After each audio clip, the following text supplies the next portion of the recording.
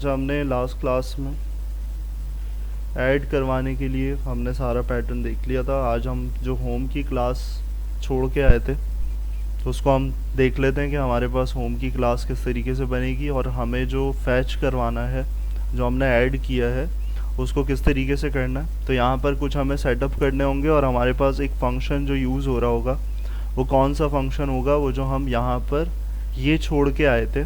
तो पहले यहाँ से चलते हैं कि हमारे पास यहाँ पर क्या क्या चीज़ें हैं, किस तरीके से हमारे पास यहाँ से फंक्शन जो है वो गेट करेगा। तो यहाँ पर हमने सारे फंक्शंस में देखा था कुछ डिफरेंट था, सब में सेम था। यहाँ क्या है, हमारे पास यहाँ पर फ्यूचर का विजेट लगा हुआ है, उसके अंदर हमारे पास एक इम्पॉर्टेंट चीज़ है स्ट्रीम। स्ट्रीम बिल्डर का जब इस्तेमाल किया जाता है जब हमारे पास मल्टीपल इवेंट्स हों। मल्टीपल इवेंट्स का मतलब कि हमारे पास एक के बाद एक फंक्शन क्या हो रहा हो, वर्क कर रहा हो, तो हम क्या करते हैं, स्ट्रीम इम्प्लीमेंट करते हैं। क्योंकि यहाँ पर हमारे पास जब यहाँ से रिटर्न होगी चीज़ तो वहाँ पर मल्टीपल डॉक्यूमेंट्स आएंगे, एक डॉक्यूमेंट नहीं होगा। सही, एक एक्शन नहीं होगा, एक डॉक्यूमेंट आएगा कलेक्शन के अंदर से, दूसरा डॉक्यूमेंट आएगा, तीसरा आएगा, चौथा आएगा। तो इस तरीके से जब हमारे पास मल्टीपल डॉक्यूमेंट्स फैच हो रहे हैं जैसे रिकॉर्ड्स होते थे, तो वो उसके लिए हम क्या करते हैं, यहाँ पर stream and then query snapshot. Snapshot यहाँ पर क्या है, स्नैपशॉट इंपॉर्टेंट चीज़ है। जैसे हम ऐड करवाने के लिए सेट यूज़ कर रहे थे, अपडेट करवाने के लिए अपडेट यूज़ कर रहे थे, इसी तरीके से फैच करवाने के लिए हमारे पास फ्लटर के अंदर स्नैपशॉट का ऑप्शन होता है, notifies of query results at this location. यानी कि जो भी तुम्हारे पास डॉक्यूमेंट आएगी वो with the help of snapshot आ रही होगी।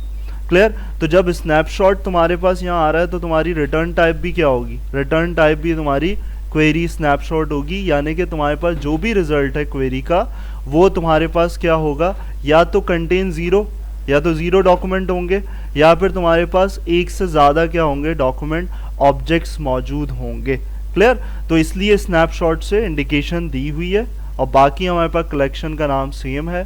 तो ये पूरा हमारे पास फंक्शन जो है वहाँ कॉल किया जाएगा जहाँ हम होम की क्लास के अंदर विजिट के अंदर काम करवा रहे होंगे। तो अब आ जाते हैं यहाँ पर कि भाई हमारे पास होम पेज डॉट डार्ट के अंदर क्या चीज़ें इम्प्लीमेंट हुई हुई हैं। तो यहाँ पर भी तुम्हें एक चीज़ सेम नज़र आ रही है, एडिटिंग कंट्रोलर। इस एडिटिंग कंट्रोलर का तुम्हारे फैच से कोई लेना देना नहीं है। ये जो एडिटिंग कंट्रोलर प्लेस हुए हैं ये अपडेट के लिए हुए हैं, ताकि जब बटन पे तुम क्या करो, क्लिक जो कर रहे थे और उस पर तुम्हारे पास मॉडल टाइप जो ओपन हो रही थी स्क्रीन, उसके लिए टेक्स्ट एडिटिंग कंट्रोलर प्लेस किए गए हैं ताकि वहाँ पर टेक्स्ट जो है इनपुट फील्ड्स में लिया जा सके। तो ये चीज़ दिमाग में रहनी चाहिए कि भाई हमारे पास जब भी टेक्स्ट एडिटिंग कंट्रोलर की बात आती है तो वहाँ इनपुट फील्ड होनी चाहिए, एग्जिस्ट करनी चाहिए। क्लियर। अब यहाँ पर जो मेन चीज़ है जहाँ डेटा स्टोर करवाने की बात की जा रही है, तो वो उसके लिए हम एक स्ट्रीम का वेरिएबल बनाते हुए जा रहे हैं। तो यहाँ पर देखो तुम्हारे पास बना हुआ है एक वेरिएबल एम्प्लॉय स्ट्रीम, और जिसका कोई डेटा टाइप इंट नहीं है, ना वैर है, ना तुम्हारे पास स्ट्रिंग है, यहाँ स्ट्रीम है। क्योंकि हमारे पास जब भी स्नैपशॉट रिटर्न किया जाएगा तो वो उसकी रिटर्न टाइप जो है वो स्ट्रीम ही बिल्ड की जाएगी, ताकि एक एक इवेंट्स जो है वो आ सके हमारे पास स्टेप बाय स्टेप। क्लियर। तो ये सबसे पहली चीज़ है तुम्हारी फैच से रिलेटेड काम की। और फिर उसके बाद तुम्हें एक फंक्शन नज़र आ रहा है जहाँ पे तुम्हारा पूरा फंक्शन कॉल किया हुआ है। कैसे कॉल किया हुआ है, यहाँ पर देखो तुम्हारे पास वही क्लास आ रही है, वही मेथड आ रहा है। तो यहाँ तुमने क्या बना दिया, get on the load. Load का मतलब क्या है, जब भी तुम्हारी एप्लीकेशन लोड हो तो उस नाम से हमने क्या कर दिया, हिंट दे दी कि भाई यहाँ पर जब भी एप्लीकेशन लोड हो तो यहाँ एम्प्लॉय स्ट्रीम में पूरा डेटा उठा के ले आओ। यानी कि जो भी डेटा डॉक्यूमेंट रखे हुए हैं फायरबेस के अंदर वो फैच करके तुम्हारे पास यहाँ पर स्टोर करवा देगा।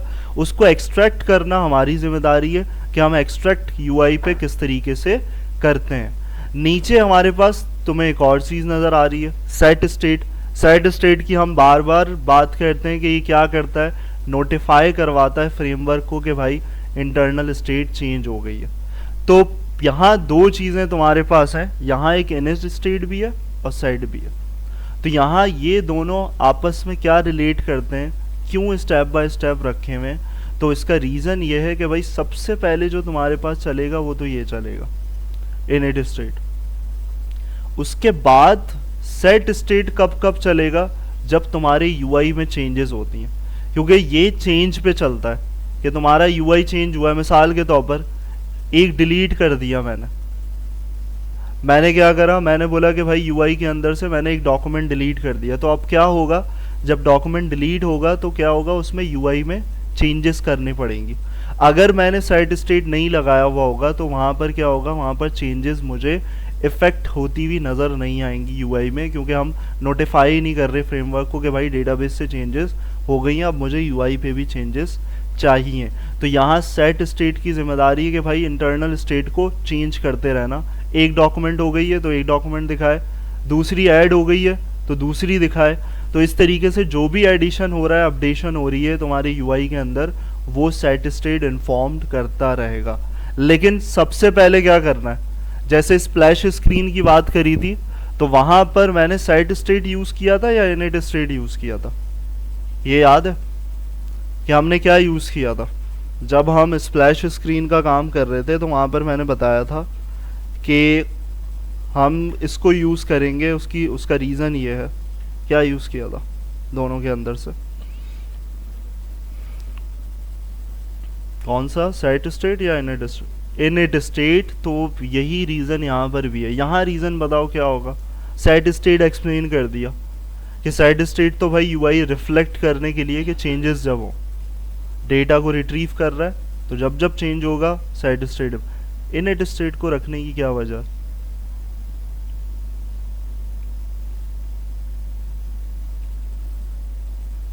क्या वजह हो सकती है?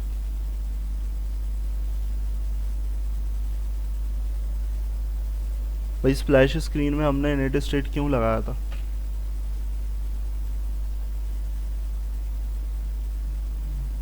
स्प्लैश स्क्रीन में इनिट स्टेट इसलिए लगाया था कि भाई हमारे पास स्टार्टिंग जब होती है, लोड होती है एप्लीकेशन, तो एक चीज़ खुद ब खुद क्या हो रही है, तुम्हारे पास लॉन्च की जा रही है। तो वो इमेज थी, कोई भी जिफ था, तो वो खुद ब खुद लॉन्च हो रहा था ना, और वन टाइम लॉन्च हो रहा था।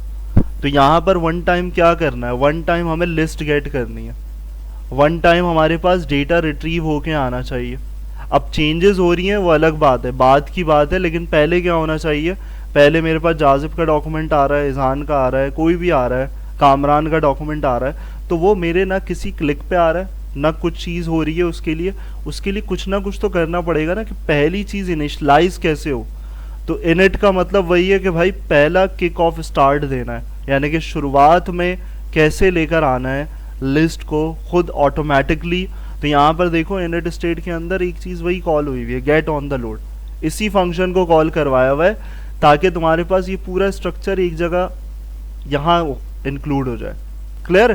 तो यहाँ पर फर्स्ट स्टार्ट तुम्हारा इनिट स्टेट से हो रहा है और देन उसमें अपडेशन जो है वो क्या कर रहा है, वो तुम्हारा सेट स्टेट करवा रहा है। बात क्लियर है भाई? तो यहाँ पर हमारे पास पूरा इस तरीके से काम चल रहा है तुम्हारा। एंड देन तुम्हारे पास आती है बात कि तुम क्या कर रहे हो, यहाँ पर अपने डेटा को एक्सट्रैक्ट करने के लिए काम कर रहे हो। तुम्हारे पास विजिट सेम है, रिटर्न टाइप विजिट रखी है। उसका रीज़न क्या है कि तुम्हारे पास जब भी रिटर्न होगा तो विजिट रिटर्न होगा, और तुमने नाम यहाँ पर बना दिया है क्या, तुम्हारे फंक्शन का, ऑल एम्प्लॉय डिटेल्स। क्लियर? तो यहाँ पर ऑल एम्प्लॉय डिटेल्स का मतलब है कि भाई जो डिज़ाइन है, मैंने फंक्शन तो लेकर आ गया, काम निकाल लिया, अब मुझे डिज़ाइन पे भी तो दिखाना है कि मेरे पास डॉक्यूमेंट में रखा हुआ क्या है। डॉक्यूमेंट तो आ गई हैं, तो यहाँ पर हमारे पास क्या करना है, हमें यहाँ पर इस फंक्शन की हेल्प से, ये हमारा अपना बनाया हुआ फंक्शन है और ये भी हमारा अपना बनाया हुआ फंक्शन है। क्लियर? तो यहाँ पर all employee details and then return करवा रहे हो तुम वहाँ पर पूरा स्ट्रीम बिल्डर। हर जगह तुम्हें एक ही चीज़ नज़र आ रही है कि तुम्हारे पास तुम्हारा स्ट्रीम बिल्डर है, और वो मैंने उस फंक्शन में डेटा के अंदर रखे हुए में एक्सप्लेन कर दिया। तो यहाँ स्ट्रीम बिल्डर का रीज़न यही है कि स्ट्रीम को एक्सेप्ट ही यही करेगा, स्ट्रीम की एक्सेप्टेंस तुम्हारा स्ट्रीम बिल्डर करेगा। और यहाँ पर देखो दो चीज़ों में डिवाइडेड है। जब तुम्हारा विजिट स्ट्रीम बिल्डर है तो यहाँ पर तुम्हारे पास पहली प्रॉपर्टी जो आ रही है वो स्ट्रीम आ रही है, और देन तुम्हारे पास दूसरी प्रॉपर्टी क्या आ रही है, तुम्हारा बिल्डर। यानी कि स्ट्रीम के अंदर क्या रख रहे हो, स्ट्रीम के अंदर तुम्हारी ये जो वेरिएबल है उसको पास कर रहे हो कि तुम्हारी स्ट्रीम चल क्या रही है, स्ट्रीम में है क्या, और स्ट्रीम में आ गया अगर तो यहाँ बिल्ड क्या करना है, बिल्ड का मतलब बनाना क्या है, दिखाना क्या है यूआई पे, तो उसको एक्सट्रैक्शन जो देनी है वो तुम्हारे पास कहाँ हो रही है, वो यहाँ पर हो रही है कि तुम पूरा एक्सट्रैक्ट इधर करोगे और तुमने डेटा को कहाँ दे दिया, स्ट्रीम के अंदर दे दिया। सही, डेटा आ गया स्ट्रीम में, बिल्डर में तुम्हारे पास क्या होगा, पूरा बिल्डिंग प्रोसेस होगा कि एक्सट्रैक्शन क्या हो रही, क्लियर। और यहाँ पर तुम्हारे पास पैरामीटर्स हैं, क्या क्या है, एक तुम्हारे पास स्नैपशॉट, जो कि स्नैपशॉट हमने देखा था डॉक्यूमेंट्स के लिए, और दूसरा है कॉन्टेक्स्ट। कॉन्टेक्स्ट को मैं बोलता हूँ कंटेंट, कि भाई तुम्हारे पास जो भी कंटेंट है डॉक्यूमेंट के अंदर उसकी बात हो रही है। मिसाल के तौर पर नेम है, तुम्हारे पास ईमेल है, कॉन्टैक्ट है, पासवर्ड है, कुछ भी है, वो सब क्या होगा, वो तुम्हारा कॉन्टेक्स्ट होगा। और स्नैपशॉट क्या है, इसको याद रखो आसान अल्फाज में, एज अ डॉक्यूमेंट। बात समझ में आ रही है भाई। और यहाँ पर नीचे एक कंडीशन स्पेसिफाई कर दी है, ये कंडीशन टर्नरी ऑपरेटर की तरह है। टर्नरी ऑपरेटर किस तरीके से होता था हमारे पास, अगर हम यहाँ पर नोटपैड पे आए और एक चीज़ देखें कि टर्नरी ऑपरेटर कैसे होता था, हमारे पास कुछ ऐसे होता था कि यहाँ कंडीशन बताई, मैंने बोला x इज़ लेस देन 10। एक तो इफ एल्स होता है ना, एक होता था ऐसे कि भाई क्वेश्चन मार्क के बाद अगर ट्रू होगी कंडीशन तो मेरे पास क्या होगा, मेरे पास आ जाएगा मिसाल के तौर पर हाई, और अगर फॉल्स होती है तो कॉलन रिप्रेजेंट करता है उसको। और फॉल्स होने के बाद मैं बोलूँ यहाँ पर कुछ भी लिख दूँ, ये समझो टेक्स्ट है एल्स, कि मेरे पास एल्स आ जाए। ये बिल्कुल कैसा होता है, ये हर प्रोग्रामिंग लैंग्वेज में पढ़ा है कि भाई इफ़ और एल्स की तरह होता है। तो वही चीज़ वहाँ है, वहाँ इसलिए बता रहा हूँ कि यहाँ पर तुम्हारे पास x लेस देन 10 की जगह क्या लिखा हुआ है, यहाँ पर लिखा हुआ है स्नैपशॉट हैज़ डेटा, यानी कि वो चेक कर रहा है कि भाई स्नैपशॉट के पास डेटा आ रहा है या नहीं आ रहा। बात समझ में आ रही है, क्या डेटा, जो तुम्हारे डॉक्यूमेंट्स हैं उसमें डेटा है या नहीं है। तो क्वेश्चन मार्क के बाद अगर ट्रू हो गया तो इसका मतलब है कुछ ना कुछ दिखाना है, और अगर फॉल्स हो गया तो यहाँ तुम्हें क्या नज़र आएगा, यहाँ तुम्हें नज़र आएगा एक कंटेनर, यानी कि एक ब्लैंक कंटेनर क्या करोगे तुम, इनिशियलाइज करवा दोगे। अगर कुछ नहीं आ रहा तो एरर नहीं आएगा, वो क्या करेगा, वो एक खाली कंटेनर रखा रहेगा, यानी कि तुम्हारी स्क्रीन ब्लैंक आ रही होगी। बात क्लियर है भाई। तो यहाँ पर इसी तरीके से यहाँ ये कंडीशन स्टार्ट हो रही है, देखो यही चीज़ है। अगर उसी को मेमोराइज करके चलो नोटपैड वाली चीज़ को, स्नैपशॉट, ये रहा तुम्हारा डॉक्यूमेंट्स डॉट हैज़ डेटा, ये प्री डिफाइंड है। हैज़ डेटा का मतलब कि भाई डेटा है तो क्वेश्चन मार्क लगा हुआ है, अगर है डेटा तो यहाँ क्या कर दो, लिस्ट व्यू डॉट बिल्डर, यानी कि पूरी लिस्ट व्यू दिखा दो मेरे पास। लिस्ट व्यू में सारी चीज़ें आनी चाहिए, विजिट है। और अगर ये नहीं होता तो जैसे मैंने बताया था तुम्हें लास्ट में, देखो यहाँ बिल्डर ख़त्म हो रहा है और यहाँ क्या कर रहे हो, कॉलन के बाद कंटेनर, यानी कि क्या है, अगर फॉल्स होती है कंडीशन, ट्रू पार्ट पे वो चले ये पूरा काम, और अगर फॉल्स हो जाती है तो एरर ना आए। अगर मैं ऐसे ही छोड़ दूंगा तो इसका मतलब है मैं डायरेक्ट क्या कर रहा हूँ, मेरे पास एरर आते रहेंगे कि आपके पास कुछ है ही नहीं, खाली आ रहा है, कुछ भी नहीं आ रहा, फैच नहीं हो रहा। तो यही चीज़ तुम्हारे पास इफ़ एल्स की तरह काम कर रही है। और फिर जब बिल्डर के अंदर आ जाते हो तो सबसे इम्पॉर्टेंट चीज़ क्या होती है, आइटम काउंट, कितने डॉक्यूमेंट्स हैं, क्लियर। तो डॉक्यूमेंट्स की लेंथ जैसे हमारे एरे की लेंथ होती है, यहाँ देखो क्या है, snapshot dot data dot docs dot length, यानी कि अगर तुम्हारे 10 डॉक्यूमेंट हैं तो 10 लेंथ होगी, अगर 12 डॉक्यूमेंट हैं तो 12 लेंथ होगी, यानी कि कलेक्शन में जितने प्रेजेंट हैं डॉक्यूमेंट उतनी लेंथ तुम्हारे पास यहाँ पर आ जाएगी। इसका मतलब है यहाँ पर लेंथ 14 स्टोर हो जाएगी मिसाल के तौर पर। और आइटम बिल्डर में तुम्हारे पास क्या आ रहा है, तुम्हारा फाइनली तुम क्या कर रहे हो, तुम्हारा आइटम एक्सट्रैक्ट कर रहे हो, जो जिस काम के लिए तुमने ये स्ट्रीम बिल्डर को यूज़ किया। क्या कर रहे हो, यहाँ पर देखो डॉक्स डॉट लेंथ किया था, यहाँ क्या एक्सट्रैक्ट करवा रहे हो, इंडेक्स। इंडेक्सेस में तुम्हारे पास तुम्हारे इंडेक्स नंबर्स, यानी कि 0 पे क्या है, 1 पे क्या है, 2 पे क्या है। अब जाहिर सी बात है कि तुम्हारे पास यहाँ इंडेक्स क्या होते हैं, कीज़ होती हैं।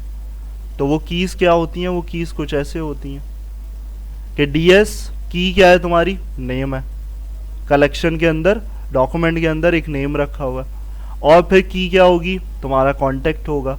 तो वही इंडेक्स रिप्रेजेंटेशन यहाँ पर रख रहे हो। बात समझ में आ रही है भाई? तो यहाँ पर उसको यहाँ स्टोर करवा के इसलिए रख रहे हो ताकि मैं इस वेरिएबल की हेल्प से क्या कर सकूँ, आगे एक्सट्रैक्ट कर सकूँ। तो यहाँ देखो लिखा हुआ है the data can be extracted with the data property और by using subscript syntax. Clear? तो एक्सट्रैक्ट करवा रहे हो और यहाँ तुम्हारे पास टाइप भी है डॉक्यूमेंट स्नैपशॉट, जो वो इस काम के लिए है स्पेसिफिकली। सही। तो यहाँ पर तुम्हारा जो प्रोसेस था, कंडीशन वो ये थी। इसके आगे तुम्हारा डिज़ाइन है पूरा। डिज़ाइन पूरा सेम एज इट इज़ वही रिपीट हो रहा है। कंटेनर, मटेरियल और तुम्हारे पास तुम्हारा बॉर्डर रेडियस, फिर कंटेनर, देन अगेन। और ये भी मैं समझा चुका हूँ मीडिया क्वेरी रिस्पॉन्सिव रखने के लिए कि हर स्क्रीन के अकॉर्डिंगली तुम्हारी तो विड्थ जो है वो खुद ब खुद ऑटोमेटिकली सेट हो जाए। अगर मैं एक फिक्स विड्थ दे दूंगा तो वो एक स्क्रीन के लिए क्या हो जाएगी, फिक्स हो जाएगी। क्लियर? यहाँ जो तुम्हारे पास एक चीज़ ऐड हो रही है वो ये है एलिवेशन, और वो क्या होती है, जैसे हम HTML CSS के अंदर इम्पॉर्टेंट बॉक्स शेडो लगाते थे, वो तुम्हारे पास है। तुम्हें लिस्ट के अंदर हर जगह तुम्हारे उसमें रॉ के अंदर एलिवेशन नज़र आएगा, बॉक्स शेडो। तो वो किसकी वजह से नज़र आ रहा है, वो इस एलिवेशन की प्रॉपर्टी की वजह से, कि तुम्हारे पास बॉक्स शेडो का साइज़ कितना करना है तुमने, वो यहाँ पर 10 है, 20 है, 30 है, वो बढ़ता जाएगा तुम्हारा बॉक्स शेडो। सही। तो इस तरीके से सिर्फ यहाँ एडिशनल पार्ट ये था, और बाकी तुम्हारे पास वही सब चीज़ें। यहाँ रॉ के अंदर तुम्हारे पास कितनी चीज़ें आएंगी, जितना तुम्हारे पास पूरा टोटली काम होता है। क्या क्या? यहाँ देखो तुम्हें नेम नज़र आ रहा है, और देन फिर उसके बाद तुम्हारे पास इसके अंदर, नेम के अंदर तुम्हारे पास सारी चीज़ें एक्सट्रैक्ट होती हुई नज़र आ रही हैं। और उसके बाद एज, लोकेशन, और हर उसमें तुम्हारे पास कॉन्कैटिनेशन क्या हुई हुई है, कॉन्कैटिनेशन हुई हुई है तुम्हारी वैल्यू के लिए। फायर बेस की एक्सट्रैक्टेड वैल्यू चाहिए, तो उसके लिए ऊपर काम करके आए हो तुम। क्या काम करके आए थे? ये DS इंडेक्स गेट करके आए थे, तो इसी इंडेक्स से तुम्हें गेट करवाना है, और गेट करवाओगे तो तुम्हारे पास इस तरीके से सारा पैटर्न जो है वो गेट होता रहेगा। टेक्स्ट स्टाइलिंग है, सारी चीज़ें। यहाँ जो बीच में काम हुआ हुआ है वो किसके लिए हुआ हुआ है? हमें 2 बटन भी नज़र आ रहे थे, तो वो 2 बटन तुम्हारे यहाँ पर ऐड हुए हैं, किसके साथ? इस नेम के साथ। तुम्हें बटन कहाँ नज़र आ रहे थे? बटन तुम्हारे पास जो नज़र आ रहे हैं वो बराबर में नज़र आ रहे थे, यानी कि पहले नेम लिखा हुआ है और फिर उसके बाद एज तो नीचे, और उसके नीचे तुम्हारे पास दूसरी चीज़ है, ईमेल है, कोई भी चीज़ है। बराबर में तुम्हारे पास स्पेस दे के क्या नज़र आ रहा है? एक एडिट का बटन और एक डिलीट का। तो ये 2 बटन्स तुम्हारे नेम के साथ एडजस्ट हुए हैं, यानी कि एक ही रॉ के अंदर है। रॉ चेंज होती हुई नज़र नहीं आ रही है तुम्हें। रॉ कहाँ चेंज हो रही है? रॉ यहाँ पर चेंज हो रही है, यानी कि दूसरे जो कॉलम के अंदर तुम दे रहे हो वो यहाँ दे रहे हो रॉ के बाद, यानी कि एक रॉ बनी हुई है और उसके नीचे तुम्हारे पास 2 चीज़ें और आ रही हैं, क्योंकि यहाँ पर कैसे आ रही हैं सारी चीज़ें? कॉलम वाइज, एक के बाद एक रखा हुआ है तुमने। ऊपर रॉ में सिर्फ ये 3 चीज़ें ऐड करी हुई हैं। तो इसको फ़िलहाल क्या कर दोगे, ये जो एलिवेटेड बटन नज़र आ रहे हैं ना, इसको रखोगे खाली, ये नहीं करना। अगर ये तुमने डाल दिया एडिट एम्प्लॉय डिटेल्स, तो ये फंक्शन तुम्हारे पास बना हुआ नहीं होगा, तो एरर ही आएगा। जो तुम्हारी फैच होने वाली लिस्ट है वो भी नहीं आएगी। तो इसको रखना है ब्लैंक, यानी कि कुछ इस तरीके से रखना है तुम। बटन बना लेने, बटन बन जाएंगे, लेकिन तुम्हारे पास ये सारी चीज़ें एम्प्टी होनी चाहिए। यहाँ आइकन लगा हुआ है एडिट का, और देन तुम्हारे पास क्या लगा हुआ है, यहाँ पर भी सेम काम हुआ हुआ है, यहाँ पर भी ऐसे ही करना होगा। इसको क्या कर दोगे, ऐसे छोड़ दोगे और आइकन प्लेस कर दोगे। और यहाँ पर जो तुम्हें एक और चीज़ नज़र आ रही है वो स्पेसर नज़र आ रहा है। स्पेसर किस लिए? हमने एक चीज़ लास्ट क्लास में डिस्कस करी थी, size box. Size box space देने के लिए होता है यूँ वर्टिकली, और स्पेसर का इस्तेमाल कैसे होता है? हॉरिजॉन्टली स्पेस देने के लिए। अगर मुझे हॉरिजॉन्टली चाहिए स्पेस तो मैं स्पेसर का इस्तेमाल कर रहा हूँ, क्योंकि एडिट डिलीट के दरमियान में मुझे स्पेस चाहिए बटन के, तो मैं स्पेस, और ये करेगा क्या, डायरेक्ट तुम्हारी स्क्रीन के कोने पे ले जाएगा स्पेसर। स्पेसर ऐड किया, और अगर हटा दोगे स्पेसर को तो तुम्हारे पास क्या होगा, ये एडिट डिलीट तुम्हारे नेम के बिल्कुल बराबर में नज़र आ रहा हो। सही, तो ये चीज़ तुम्हारे पास वर्टिकली और हॉरिजॉन्टली में डिफरेंस है कि किस तरीके से तुम्हारा स्पेसर जो है वो काम कर रहा है। क्लियर? तो यहाँ पर तुम्हारे पास ये पूरा हो गया फंक्शन। सही, ऑल एम्प्लॉय डिटेल्स का पूरा ये फंक्शन। लेकिन फंक्शन ये चलेगा थोड़ी, ये नज़र थोड़ी आएगा तुम्हारे पास। नज़र इसलिए नहीं आएगा कि जब तक तुम अपने बिल्ड के अंदर कॉल नहीं करवाते इसको। बिल्ड के अंदर तुम्हारे पास ये जो फंक्शन कॉल हुआ है वो यहाँ पर हुआ है,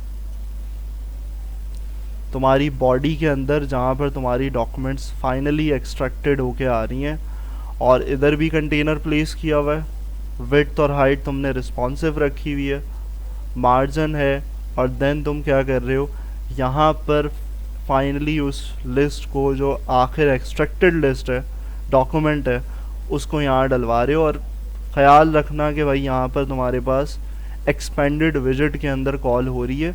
और एक्सपेंडेड विजिट किस लिए होता है, जैसे एज अ फ्लेक्स बॉक्स काम कर रहा होता है वैसे ही तुम्हारे पास एक्सपेंडेड विजिट होता है। यानी कि किसको मेंटेन करने के लिए, रॉ और कॉलम को। जो तुम्हारे जितने भी तुम्हारे पास रॉ और कॉलम चाइल्ड्स हैं उनको मेंटेन्ड रखने के लिए तुम्हारे पास तुम्हारा एक्सपेंडेड विजिट यहाँ यूज़ किया जा रहा होता है। क्योंकि तुमने जैसे देख के आए हो यहाँ पर सारा काम कंटेनर, रॉ और कॉलम बेस्ड चल रहा है। क्लियर? तो यहाँ पर इस तरीके से तुमने एक्सट्रैक्ट करवाया हुआ है। और ऊपर तुम्हें एक बटन नज़र आ रहा है, और वो बटन किस लिए है, तुम्हारे एम्प्लॉय के उस पर शिफ्ट करने के लिए। तो ये जो स्कैफोल्ड में सबसे पहले बटन दे रहे हो, वो बटन इसलिए प्लेस किया हुआ है कि तुम, ताकि वो जो आइकन तुम्हें कॉर्नर पे नज़र आ रहा था ऐड का, वो तुम्हारे पास आ जाए, कॉर्नर आइकन, ताकि तुम किस पे जा सको, यहाँ कैसे जाओगे, ऐड करवाना है तो ऐड करवाने के लिए किस तरीके से जाओगे, वो इस बटन की मदद से ही जाओगे। और फ्लोटिंग एक्शन बटन जैसे हमने ऐड में यूज़ किया था वैसे ही हमारे पास इस तरीके से ऐड हुआ हुआ है। और यहाँ मटीरियल जैसे नेविगेटर पेजेस एपीआई थी वही एग्जिस्ट करती है। क्लियर है? तो यहाँ पर इसको इम्प्लीमेंट करो, फैच वाला काम पूरा स्टार्ट करो। यहाँ से इसके स्क्रीनशॉट ले लो ताकि बार बार